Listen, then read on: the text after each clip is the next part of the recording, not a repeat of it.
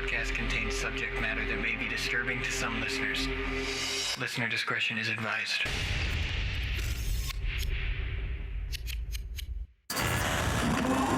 Four imprints,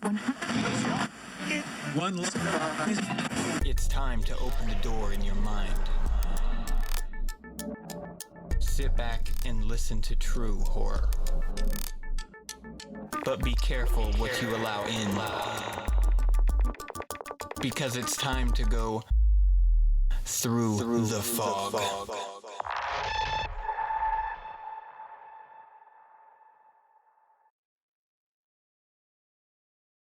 This week's story is Petrified Wood, posted by user Simba the Savage 8 to r/short scary stories.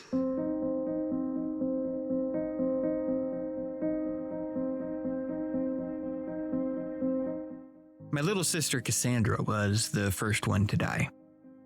At least, to my knowledge, anyway. It began one Sunday night.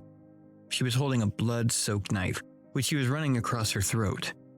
And with every slice, her body twitched until it was finally still. Blood pooled out of the wound and dyed her bed sheets crimson. We were devastated, of course. But soon, there was more to grieve. More and more people started dying. Little Tommy put a gun in his mouth and pulled the trigger. Kyle, my best friend, suddenly ran straight in the direction of a bus, which ironed him flat. Even Mr. Tumnus, the ice cream man and baker, shut himself into the freezer for 3 days and refused to come out. We held as many funerals as we could, and my eyes were dry and my cheeks were red from crying. The air shook with sorrow and grief. Then we saw Cassandra's face. It was carved perfectly into an oak tree almost overnight. It was extremely detailed. Eyes, nose, cheekbones, as if carved by a Renaissance artist of long ago. But her face was white as chalk. Her eyes were wide and bloodshot, and she appeared to be screaming about something. It was beautiful and terrifying to look at the same time.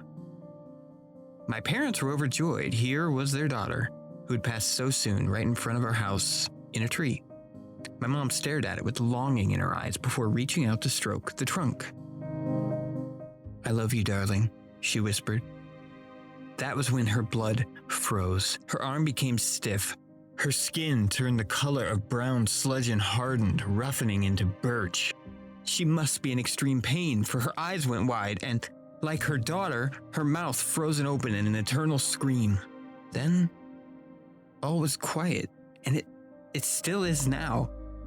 This is a small town, where everyone knew each other and where everyone mourned each other.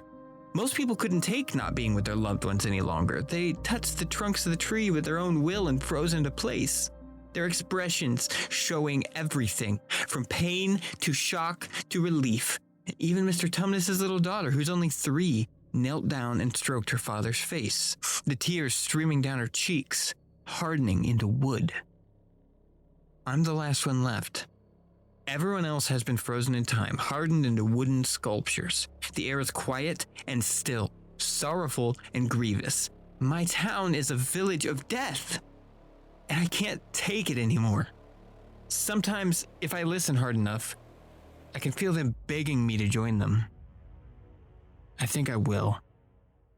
Goodbye.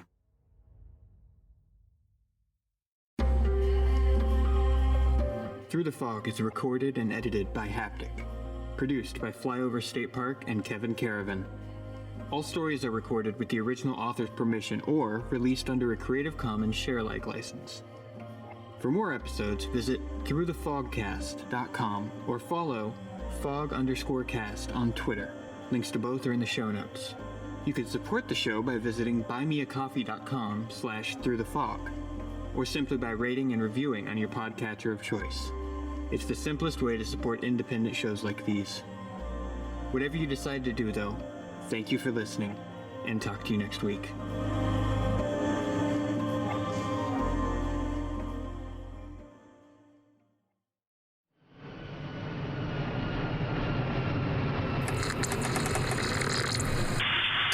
This is Flyover State Park.